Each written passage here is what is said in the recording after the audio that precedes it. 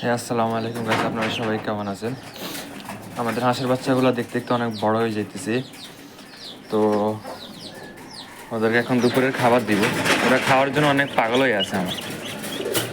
তো এখন ছেড়ে দিচ্ছি এদেরকে ছাদের উপরে, একটা একটা করে ছেড়ে দিব, দিয়ে খাবারগুলো দিব। আর এই যে এখানে মুরগিটা, যা যা যা বেড়ে যা বেড়ে যা বেড়ে যা, কবুতরের খাবারগুলো। তো এদের জন্য এখন ভুসি নিচ্ছি। এখানে ধানের কুড়ো আর চালের ভুসি আছে, গমের ভুসি আছে।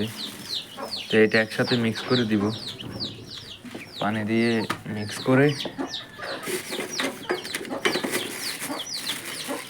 এখানে পোলট্রি শেষ হয়ে গেছে, মুরগিগুলোকে পোলট্রি দিই।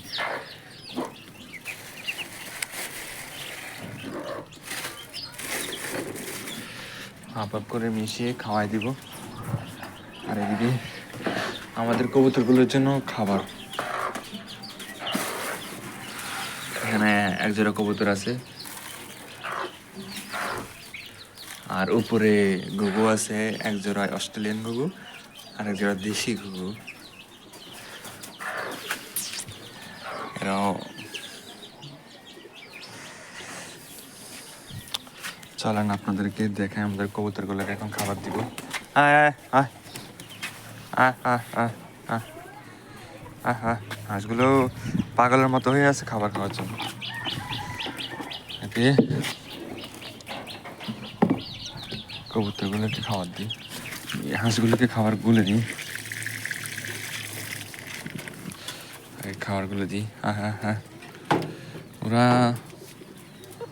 মনে হচ্ছে কোনোদিন খায়নি, এমন করতেছে। খাবার দিলে ওরা শান্তি মতো শান্তি হবে, ওদের জায়গায় ওদের শান্তি নেই মনে। খাবার দিলে এখানে একসাথে চুপটি করে বসে থাকে আর নড়াচড়া করে না, কিন্তু যতক্ষণ খাবার না দিব ততক্ষণ ওদের ছটফটানি শুরু হয়ে যায়। তো ওরা খাক, এখানে আমি খাবার দিয়ে দিছি। আর এখানে আমাদের কবুতরগুলোকে খাবার দিচ্ছি। আয় হায় হায়,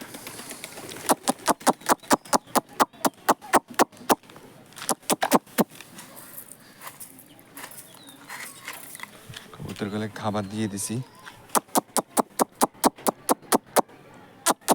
ওরা আসতেছে না, ওই যে দুইটা উড়াল দিছে, দুটা ফ্লাইং করতেছে এখানে।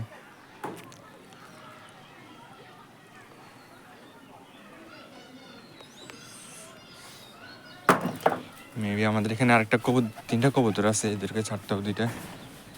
ওরাও বাইরে খাবে, বাইরে খেয়ে দিয়ে তারপর বাচ্চাদেরকে খাওয়া আসবে। যা বেড়ে যা বেড়ে যা বেড়ে যা। আমাদের কাল্লু, আমাদের কাল্লু এবং কাল্লুর বউ কালীকে ছেড়ে দিচ্ছি। কাল্লু আর কাল্লুর বাচ্চা।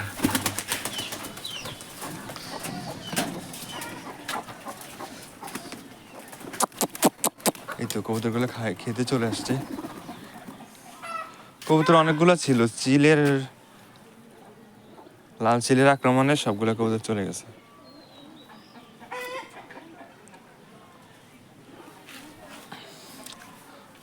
এখান দিয়ে একটা ঘর বানাবো আগে, এই যে এই থেকে এই পর্যন্ত একটা ঘর বানাবো বড় করে।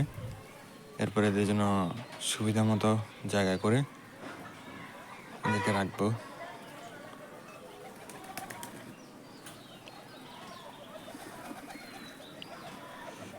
নয়তো হাঁস মুরগি কবুতর পালা খুব কষ্টকর হয়ে যায়। প্রত্যেকবার শীত আসলে মুরগিগুলো মারা যায়, একমাত্র ঘরের অভাবে।